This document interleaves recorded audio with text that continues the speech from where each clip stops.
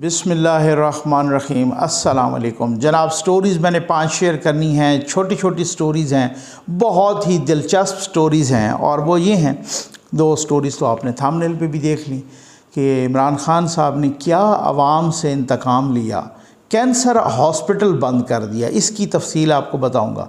दूसरा ये है कि ख़ान साहब को ये ओवरसीज़ पाकिस्तानी, वो जो मिथ बना हुआ था वो सारा टूट गया और ओवरसीज़ पाकिस्तानियों ने सबक सिखाया, इस पे बात करूँगा।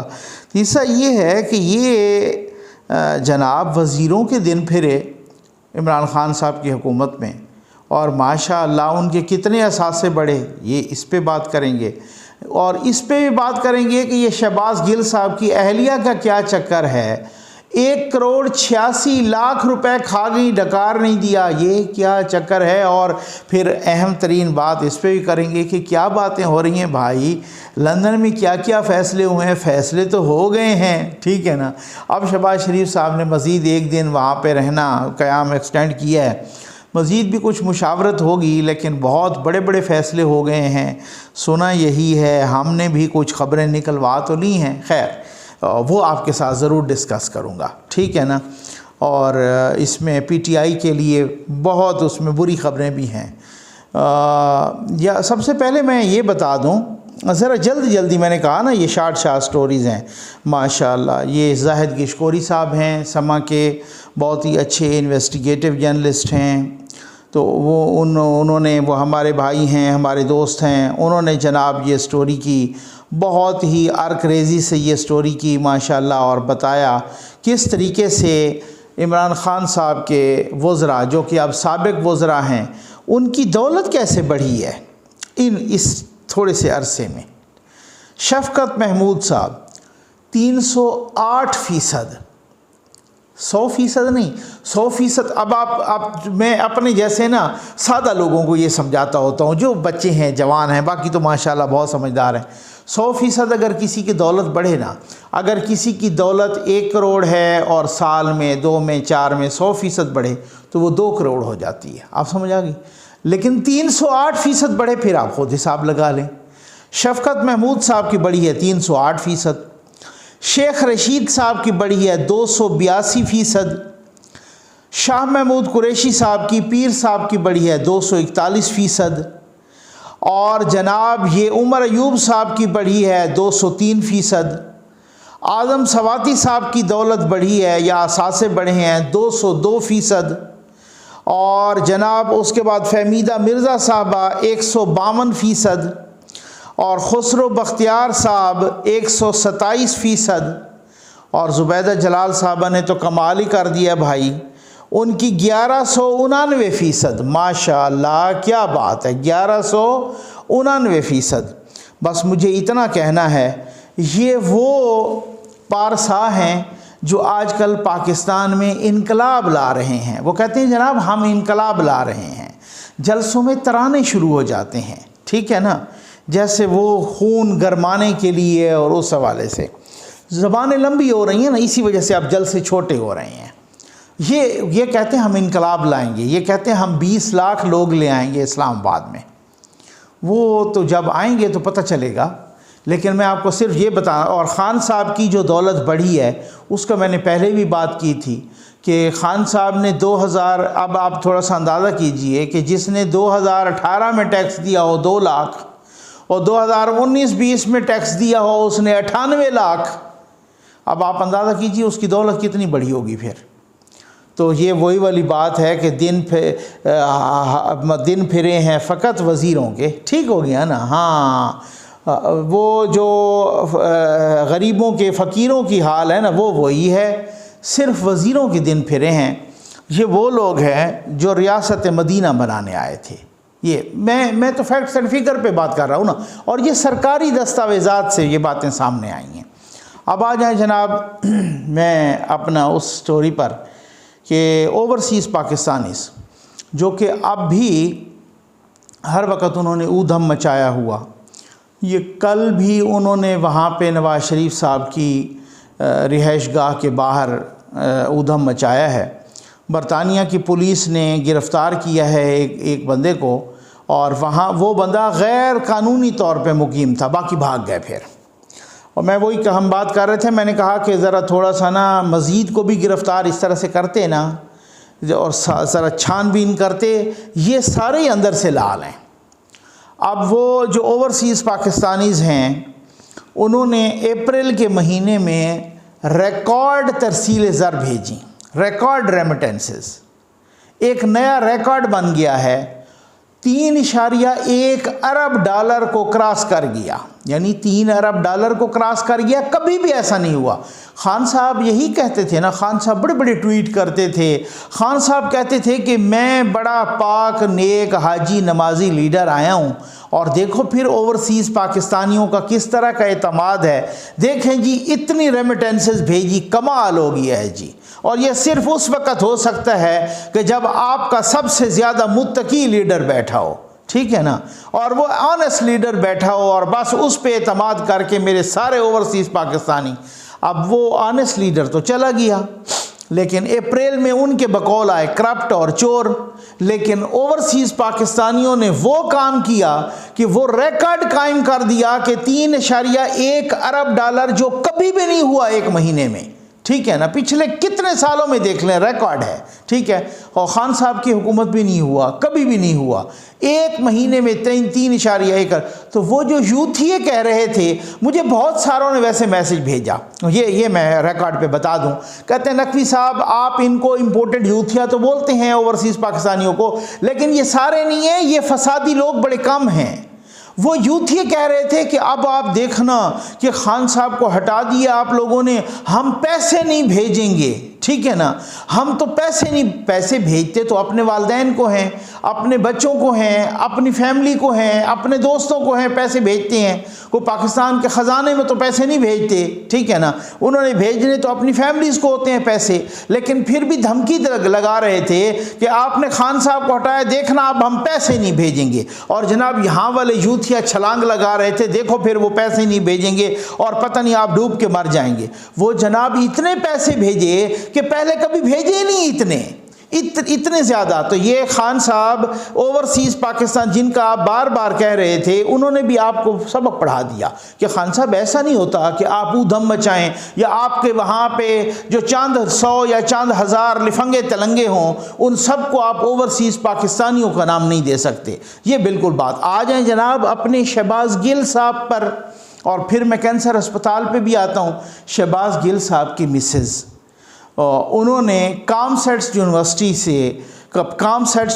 के ख़र्चे पर, यानी तकरीबन कोई यूँ समझ लें कि 1 करोड़ तकरीबन, क्या उसमें लिखा हुआ है 1,86,00,000 पाकिस्तानी बनते हैं, वो बाहर गईं PhD करने के लिए, और वहीं पे खैर अमेरिका में रह गईं, ठीक।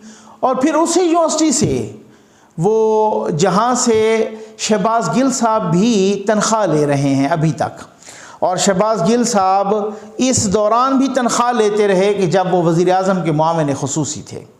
कामसेट जो ये हमारे एजाज़ सैयद साहब की स्टोरी है, और उन्होंने कामसेट यूनिवर्सिटी से पूरी तहकीक की, बल्कि लेटर भी उन्होंने शेयर किया कामसेट यूनिवर्सिटी का।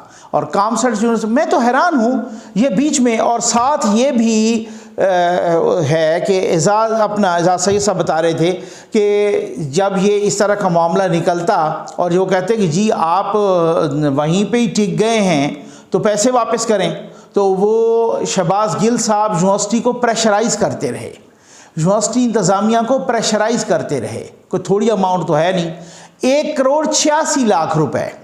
अब वो बार बार उनसे, जो वो आदत से मजबूर हैं, जब उनसे वो बात करते हैं ना, जब उनसे वो सवालात करते हैं कि जी आप ये पैसे लौटाएंगे, तो वो आगे से गालम गलोच कर देते हैं। ये अखलाक है, और ये वो इनकलाबी हैं, वो कहते हैं हम रियासत मदीना बनाएंगे। ये वो लोग हैं जो फरा गोगी से लेकर पता नहीं सारे गोगे खा गए हैं, और जनाब यहाँ कह रहे हैं कि ये चोर आए हैं। वैसे इनकी बेशर्मी को सलाम है, इनके ढीठपन को सलाम है कि जो भी एक पत्थर उठाओ ना, उसमें से एक करप्ट निकल आता है जो करोड़ों और अरबों से नीचे तो बात ही कोई नहीं है। वो अरबों रुपए खा गया है, उनकी बेगमात भी खा गई हैं खैर से, और फिर भी ये सबसे बड़े पारसा हैं, और जो इनके मद्दे मुकाबले हैं वो सबसे बड़े चोर हैं। तो इस ऐसी डठाई आपने और ऐसी बेशर्मी देखी आपने आ जाएं जनाब। इमरान खान साहब ने पाकिस्तान के अवाम से क्या, आज मुझे वैसे भी एक दोस्त ने फ़ोन किया, बताया कि नकवी साहब ज़रा आप इस चीज़ को भी तो हाईलाइट करें ना, आजकल खान साहब केपी हाउस में खाते पीते हैं, वहीं पे रहते हैं, वो तो शाम में कहीं या रात में आते हैं बनी गाला, बाकी वहीं पे रहते हैं, सारी मीटिंग शीटिंग वहीं पे। केपी हाउस है ना, जैसे सिंध हाउस, हर एक सूबे का अपना अपना, यहाँ पे खैर इसमें इस्लामाबाद में हाउस है। असम्बली क्यों नहीं तोड़ते खैबर पख्तूनख्वा की? अपना धरनों के दौरान भी नहीं तोड़ी थी, इसी वजह से कि इनको कोई ना कोई बैसाखियाँ चाहिए, इनको कोई ना कोई हुकूमती सहारा, हुकूमती ख़जाने को चूना लगाना, हुकूमती मशीनरी को इस्तेमाल करना।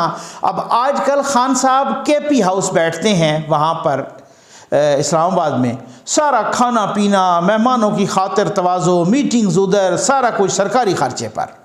पारसा हैं, हाजी हैं, ठीक है ना। और वैसे वो फिर जो है ना वो कहते हैं हम सबसे बड़े ऑनेस्ट हैं, हमने क्या पूरा तोशा खाना बेच के खा गए, वो फिर भी ऑनेस्ट हैं।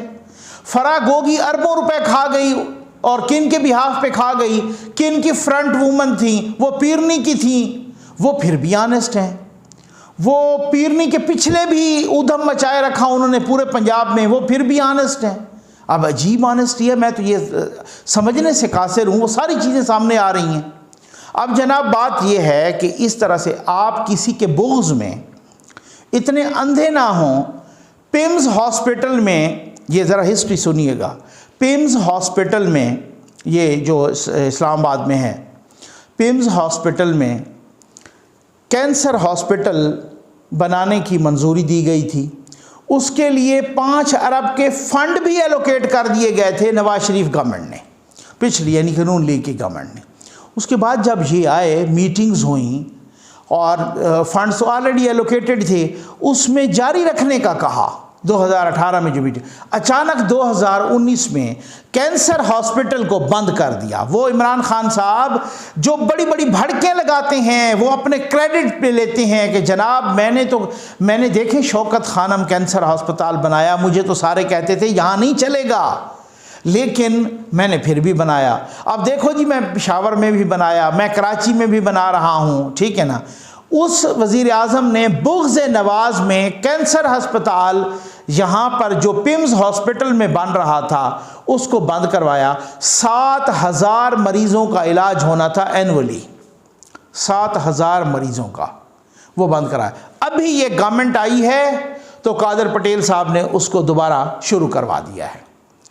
ये हालत है, ये इनका किरदार है, ये अवाम से इंतकाम है। किसी के बुग़्ज़ में आप इतने अंधे हो जाते हैं। वो आते ही जैसे मंगवाया ना कि मुझे पहले खान साहब तो इंतकाम की आग में ऐसे सड़ते हैं और ऐसे जलते हैं, अल्लमान अल हफीज़ के कोई और इंतकाम में इनके धूल तक भी पहुँच सके तो खान साहब तो ऐसे इंतकामी हैं जनाब। आप यकीन कीजिए, आते ही नवाज शरीफ साहब की फ़ाइल ले आओ, वो कितनी तनख्वाह लेता था, वो क्या क्या अमरात लेता था, वो क्या पता चला नवाज शरीफ को जो भी तनख्वाह मिलती थी ना, वो जो सवात का किडनी हॉस्पिटल ना उसमें जमा होती नहीं, चुप करके फ़ाइल वापस कर दी। इनको ढोल नहीं पीटना आता असल में। ये अभी शहबाज शरीफ साहब अपोजिशन लीडर होते हुए, वो जनाब उन्होंने वज़ीर आला होते हुए तनख्वाह नहीं ली, यहाँ पे अपोजिशन लीडर थे इससे पहले, वज़ीर आज़म से पहले। अभी वो उन्होंने अपना सरकारी घर अपनी जेब से रेनोवेशन करवा दिया, उसको रेनोवेट किया और उसकी जितना भी तज़ीन और आराइश पे ख़र्चा आया अपनी जेब से दिया। हालांकि वो सरकारी घर है भाई, आपको उसकी रीइंबर्समेंट हो जाती है, आप एंटाइटल्ड हैं, लेकिन उसके बावजूद चुप रहे। किसी को ये तो बाद में किसी ने कागजात निकलवाए और उन्होंने किसी ने सहाफ़ियों ने और ये कहा कि शहबाज शरीफ साहब ने अपनी जेब से सरकारी घर की तज़ीन और आराइश करवा दी। शहबाज शरीफ साहब ने बोला ही नहीं है। ये होते, ये वो ढोल पीटते।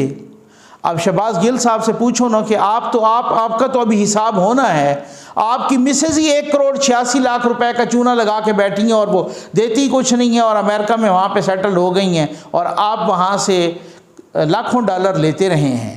किस हिसाब से लेते रहे हैं? आप वहाँ अमेरिका की यूनिवर्सिटी से तनख्वाह ले रहे थे, यहाँ पे कैबिनेट में बैठते थे।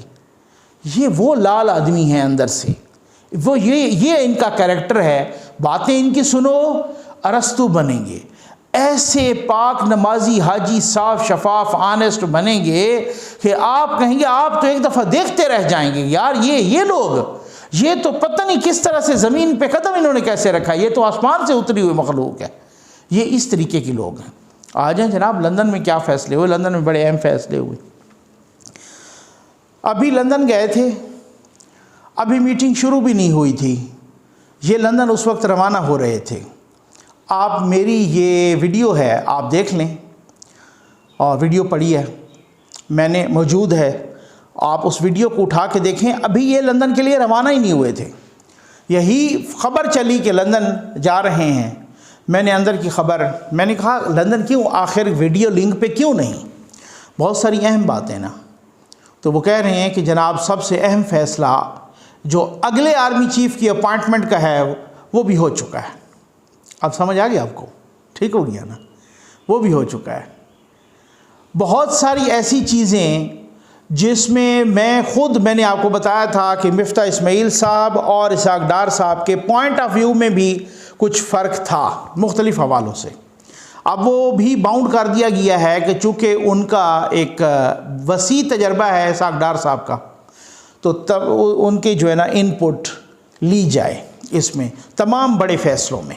ठीक है, वो यहाँ पे आके जो भी करेंगे इत्तेहादियों के साथ सलाह मशवरे के साथ, लेकिन कुछ फ़ैसले हो सकता है बहुत देर तक भी सामने ना आए जो वहाँ पे हुए। नवाज़ शरीफ साहब की सज़ा के ख़िलाफ़ अपील आएगी।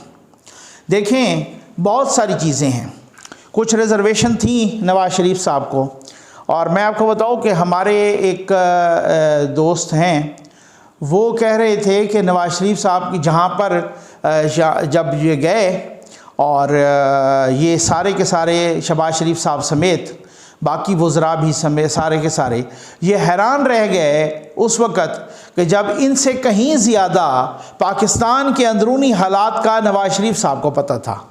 वो ऐसे नहीं बैठे ठीक है ना, वो बहुत बाखबर हैं, बहुत बाखबर हैं। कुछ चीज़ों पर रिजर्वेशन भी थी, होनी भी चाहिए।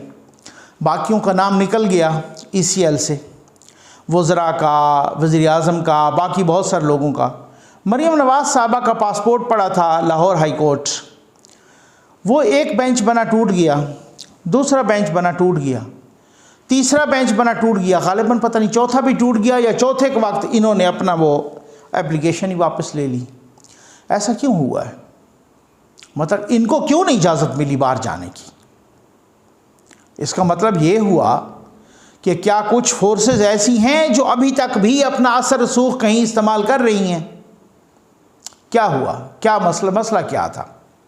उनका तो नाम ही एक एवन फील्ड में था, और अब तो उनके कोई भागने का या किसी चीज़ का सवाल ही पैदा नहीं होता। वो तो पहले भी नहीं जाना चाह रही थी। जब ये धरने हुए, जब ये लॉन्ग मार्च का ऐलान हुआ, जब ये PDM ने जलसे किए, जब मरीम नवाज़ साहबा ने बहुत ही डिसाइसिव किस्म के ऐसे ताबड़तोड़ हमले किए जलसे करके, उस वक़्त तो हुकूमत वाले मिन्नतें कर रहे थे भाई किसी तरीके से इसको बाहर भेजो ताकि PDM का ज़ोर टूटे। वो तो उस वक़्त भी जाने के लिए तैयार नहीं थी। उन्होंने कहा ये मुझे प्लेट में रख के भी वीज़ा दे, मैं तब भी नहीं जाऊँगी। वो एक बेटी का बाप को मिलने के लिए, भाइयों को मिलने के लिए उनका पूरा राइट है, इसमें ऐसी कौन सी बात है? तो अब जिनकी माँ इस सूरत हाल में चली गई, अल्लाह बख्शे, वो अपने वालिद को मिलने के लिए अगर जाना चाहती हैं या उम्रे के लिए जाना चाहती थी, तो उसमें कौन सी ऐसी क़यामत आई? लेकिन उसके बावजूद भी उनको नहीं जाने दिया गया। तो यहाँ पर रिजर्वेशन थी कि क्या है, अभी तक भी कोई ऐसा सिलसिला है? अब आप देखें कि वो नैब कभी भाग जाता है, कभी उसको कोरोना हो जाता है, कभी एक वकील बदल रहा है, कभी दूसरा वकील बदल रहा है। ऐसा डिले क्यों हो रहा है? वो तो उन्होंने कल भी कहा है कि अगर मैं कसूरवार हूँ तो मुझे सज़ा दीजिए, मुझे टांग दीजिए, लेकिन अगर मेरा कसूर नहीं है तो फिर मेरा फैसला तो जल्दी कीजिए, मुझे इंसाफ तो प्रोवाइड कीजिए। तो ऐसा डिले क्यों हो रहा है? हमने यहाँ पे मिनटों में भी फैसले होते देखे हैं, मिनटों में भी प्रोसिक्यूशन का भी, नैब का भी चलते हुए देखा है। जुल्फ़ी बुखारी का नाम ब्लैक लिस्ट में था या स्टॉप लिस्ट पे था। खान साहब जनाब अभी वज़ीर आज़म भी नहीं बने थे और वो उम्रे के लिए जा रहे थे, जुल्फ़ी बुखारी साहब साथ जा रहे थे। वो पता चला कि उन्होंने कहा नहीं, मैं इधर ही बैठा हूँ एयरपोर्ट पर और इसका नाम हटाओ यहाँ पे स्टॉप लिस्ट से। निगरान हुकूमत थी, 2 घंटे के अंदर अंदर या 1.5 घंटे के अंदर अंदर उनका नाम हटा दिया गया और उनको साथ लेके चले। यहाँ तो मिनटों में होते हैं ऐसे फैसले।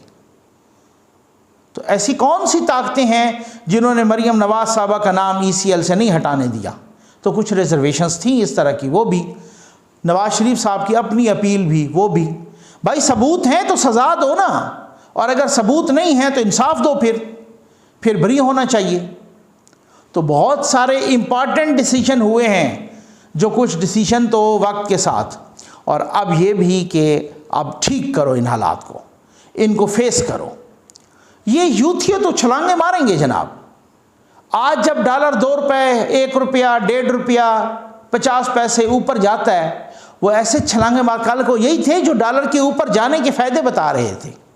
कहते हैं जब डॉलर ऊपर जाता है और बाहर से भेजती हैं तो इन पाकिस्तानियों का भला हो जाता है। क्या क्या फ़ायदा बता रहे थे। जब फलां सब्जियों की, फ्रूट की, उनकी कीमत ऊपर गई तो अली अमीन शाह साहब वाले ने कहा, जो शायद इस्तेमाल करते हैं, अली अमीन गंडापुर ने, उन्होंने कहा कि देखें जे अब फसलों की कीमत ऊपर जाएगी, सब्जियों की ऊपर जाएगी, फलों की ऊपर, हमारे किसान को फ़ायदा होगा ना। हाँ, जब चीनी की ऊपर गई तो उन्होंने कहा कि आप 9 दाने कम डाल दें। वो पता नहीं शायद पी के खड़े होंगे ना, अब दाने गिन रहे थे उस वक़्त चीनी के। तो बात यह है कि आज उनको थोड़ा सा, आज उनको ये लग रहा है कि 4 सालों में जो हम तबाही फेर के गए हैं, ये 40 दिनों में सब कुछ ठीक कर दें। Is it possible? No, not at all. ये 40 दिनों में ठीक नहीं होने वाली। और अब तो मैं कहता हूँ कि जब इन्होंने ये अगर फैसला किया है कि इंतखाबात अभी नहीं होने, इस्लाहात होनी है, वो EVM भी ख़त्म होना है, ओवरसीज़ पाकिस्तानियों के जो वोट का है उसको भी चेंज करना है। उसको ख़त्म नहीं कर रहे लेकिन उसको चेंज कर रहे हैं। किस तरीके से हम उसको ठीक करें। इन्होंने गैर कानूनी तौर पे जो बिल पास किए हैं, रातों रात जब हो जाते थे किसी के फैज़याब होने से, कोई लाए जाते थे, कोई कंटेनरों में ढक दिए जाते थे MNAs, अगर आप नहीं जाएंगे तो आपके साथ ये हाल कर दिया जाएगा। यहाँ तक भी हुआ है सूरत हाल। उन बिलों को ठीक करना है या नहीं करना, वो सारी चीज़ों को। तो अब ये चीखते रहें, अब आप देखते रहें। तो खान साहब तो कह रहे हैं ऊधम मचाने के लिए पूरी तरह तैयार हैं। अब मैं देखता हूँ स्टेट कैसे अपनी पावर इस्तेमाल करती है ऊधम मचाने वालों के ख़िलाफ़। और फिर ये भी देखते हैं कि क्या कोई इनके पसे पर्दा अनासर सामने आते हैं या नहीं आते। भाई रियासत के पास बहुत बड़ी ताकत होती है, याद रखिएगा। कोई नहीं अपने बच्चों को मरवाने के लिए और कोई नहीं अपने बच्चों को कुट लगाने के लिए, और कुछ भी नहीं है कि खान साहब इधर बनीगाला में बैठ के जनाब पुशअप लगाते रहें और वहाँ पे वो कहे कि कल जलसे में खान साहब कह रहे थे आप अपनी फैमिलीज़ को भिजवाएं। मैं जब कॉल दूंगा तो आप ऐसा कीजिए कि अगर आप में से कोई नहीं आ सकता, आप अपनी फैमिलीज़ को भिजवाएं, बच्चों को भिजवाएं। अपने बच्चे UK में बिठाए हुए हैं ठंडे माहौल में, दूसरों के बच्चों को और फैमिलीज़ को कह रहे हैं आप अपनी फैमिलीज़ को भिजवाएं। हालत तो ये है ना, यहाँ पे मुनाफकत को तो ये दर्जा है, ये जलील तरीन मुनाफकत का दर्जा है। तो फैसले बहुत सारे हो चुके हैं, इत्मीनान रखें। और दूसरी बात यह है कि किसी ये ज़्यादती और जुल्म भी नहीं होना चाहिए कि जी जिसने 4 साल तक ऊधम मचाया है, अब वो 14 दिनों में या 40 दिनों में एक्सपेक्ट करें कि सब कुछ ठीक हो जाएगा। ऐसा सब कुछ अचानक नहीं होगा। लेकिन जो कहे कि ये नहीं कर सकते, यही करेंगे, यही, और ये कर सकते हैं। और सबसे टॉप मोस्ट प्रायोरिटी उनकी ये जो अभी बजट आएगा, इसमें उन्होंने ज़बरदस्त किस्म का काम करना है, पता चलेगा। और फिर उसके बाद जो उनकी टॉप मोस्ट प्रायोरिटी है कि ये जो मैंने बात की है, मैंने पता किया है कि जो फूड आइटम्स हैं कम से कम 8-10, इनको जितना मुमकिन हो सके फौरी तौर पे कंट्रोल करें। बाकी डॉलर ऊपर नीचे जाता होता है ना, या बाकी स्टॉक एक्सचेंज, वो बड़े बड़े जनाब सरमायाकारों की और इस तरीके की जिनके करोड़ों लगे होते हैं, अरबों लगे होते हैं, वो चीखते हैं, वो माफिया चीखता है। ठीक हो गया ना। मैं उन माफिया का तर्जुमान नहीं हूँ। मैंने बार बार यही कहा, डार साहब से भी यही कहा। बाकी मैंने कहा जी चीनी है, आटा है, सब्जियां हैं, दालें हैं, फ्रूट है, गोश्त है, ठीक हो गया ना। ये जो इस तरीके से बिजली और गैस के बिल हैं, ये गरीब और मिडिल क्लास लोगों की बात है। घी है, आप इनको कंट्रोल कर लें, आप देख लीजिएगा आपको कैसे ज़बरदस्त किस्म के रिजल्ट्स मिलते हैं। तो मुझे भी यही कहा कि नकवी साहब अटमोस्ट यही कोशिश है कि जल्द अज जल्द हो जाए, क्योंकि अभी हमने IMF के पास जो जाना है, हो सकता है उससे पहले हमें मुश्किल तरीन फ़ैसले करने पड़ें। तो जैसे IMF का, क्योंकि इसको मईशत को फौरी सहारा देने के लिए कम से कम को 3-4 अरब डॉलर की ज़रूरत है, अभी IMF के आ जाएंगे। उसके बाद शर्त यही रखी गई सऊदी अरब की तरफ से, UAE की तरफ से, चाइना की तरफ से, आप पहले मुज़ाकरात करें ना IMF से, उसके डिसिप्लिन में आए ना, तो जैसे आएंगे तो फिर उसके बाद यहाँ से भी आपको इमदाद मिलेगी। और ये अगले 2-4-6 महीने में जैसे होता है, आप देखिएगा इंशाअल्लाह ये मामलात बिल्कुल कंट्रोल हो जाएंगे। जिसने ऊधम मचानी है, इंतशार मचाना है, वो मचाता रहेगा। वो पता है, वो उनका काम ही इंतशार है। उसकी वजह यह है कि इंतशार में उनकी सर्वाइवल है। उनको पता है कि सुकून हो गया यहाँ पे, ये थोड़ा सा सिलसिला प्रोलॉन्ग हो गया, यहाँ पे सुकून हो गया, यहाँ पे सारी चीज़ें सेटल्ड होनी शुरू हो गई, तो तब तो हमारी तरफ ख्याल आएगा ना। जो हमने यहाँ पर जो तबाही मचाई है, फिर उस तबाही से पर्दा उठेगा ना। कोई फरागोगी गैंग के बंदे सामने आएंगे ना, ठीक हो गया ना, ये सामने आएगा। ये रोज़ सामने आएगा कि कितने वज़ीरों के असासे बड़े हैं, ये सामने आएंगे। ये सामने आएगा कि पिंकी पीरनी कितने खा गई है और पिंकी पीरनी के पिछले कितने मुबैना तौर पे खा गए, ये सामने आएगा ना। बहुत सारी चीज़ें सामने आएंगी। शहबाज गिल की अहलिया 1,86,00,000 का चूना कैसे लगा गई हैं, शहबाज गिल ने चूना कैसे लगाया है खुद, ये सामने आएंगी ना चीज़ें, ना सुकून जब होगा तो ये इसी वजह से तो कहते हैं कि जनाब हम कॉल दे रहे हैं ताकि फौरी को इलेक्शन हो जाए, ताकि फौरी को इस तरीके से फॉर द टाइम बीइंग तो वो प्रोलॉन्ग हो जाए ना, ठीक है ना, ताकि इंतशार हो जाए, किसी तरीके से इनके बकौल कहते हैं मार्शल लॉ लग जाए, किसी तरीके से कोई सिस्टम ही डिरेल हो जाए। ये वो हैं जो तबाही के सफ़ीर हैं। उम्मीद है आपको वीडियो पसंद आई होगी। आपका बहुत बहुत शुक्रिया।